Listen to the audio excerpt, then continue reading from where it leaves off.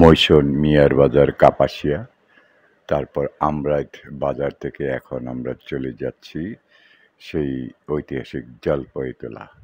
এই জলপাইতলাতে এসেছি, এটাকে জলপাইতলা বলে। আসলে এই জায়গাটার নাম হওয়া উচিত আনারসতলা। যাই হোক, আমরা এখন বাগানে চলে এসেছি, আনারস বাগানে। কিভাবে আনারস কেটে সবগুলো একত্রিত করে তারপর বাজারজাত করা হয়, তেমনি একটি বাগানে চলে এসেছি। হ্যালো, পৃথিবীর যে প্রান্তেই থাকুন, দেশে বিদেশে যারা এই ভিডিওটি দেখছেন, সবাইকে আমার ধন্যবাদ, কৃতজ্ঞতা। আমি আলী হোসেন চৌধুরী, চৌধুরী ব্লক থেকে। এই মুহূর্তে আমি যাচ্ছি আপনাদেরকে দেখাতে আনারস বাগান, আনারস গ্রাম।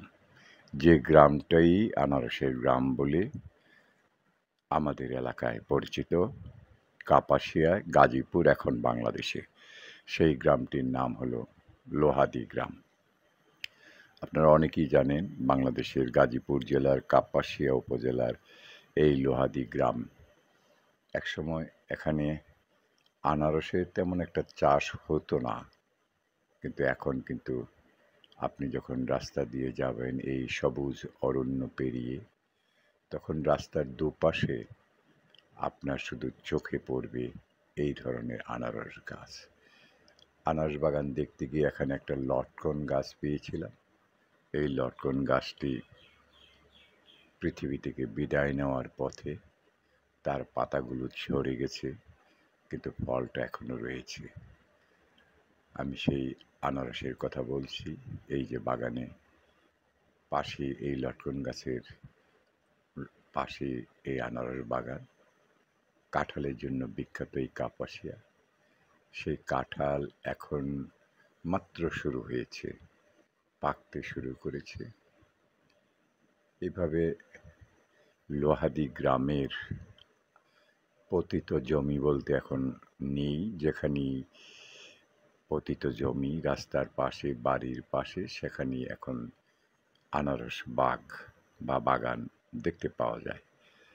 আসলে এই আনারস বাগানের একটা বৈশিষ্ট্য আছে, সেটা হলো ছায়ার মধ্যে ওইটা হয়ে থাকে। এখানে একটা ভয় আছে যে আনারস বাগানে সাপ থাকে। এটা যারা আনারস সংগ্রহ করতে আসেন, যারা বাগানের মালিক, যাদের এই আনারস বাগান আছে, তাদের কাছে তারা এটা জানেন যে আনারস বাগানে সাপ থাকে, আবার ঘুই সাপও থাকে। তা আনারস খেয়ে ফেলে ঘুই সাপ, সাপের আনারস খায় না, কিন্তু ঘুই সাপ কিন্তু আনারস খেয়ে ফেলে।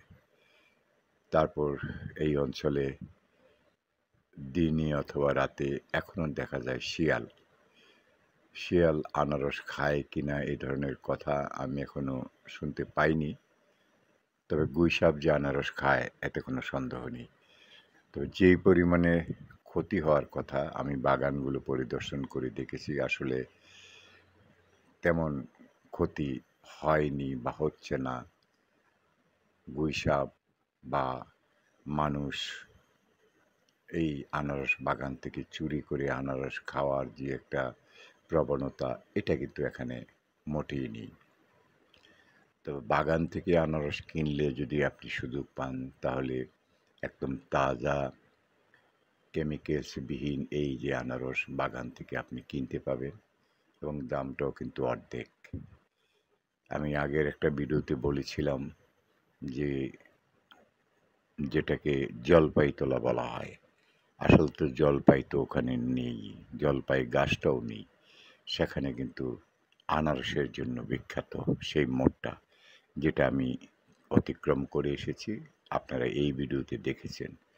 সেই জায়গাটার নাম আমি অন্তত বলে থাকি আনারসতলা। বিখ্যাত কারণ একটা নামের উপরে, একটা সৌন্দর্যের উপরে, একটা বিশেষ অনুভূতির ওপরেই কিন্তু নামকরণগুলো হয়। যেমন এই যে লোহাদি গ্রাম, যে গ্রামে এখন আমি ঘুরছি, সেটাও তেমনি। ভালো থাকুন, সুস্থ থাকুন, ভালো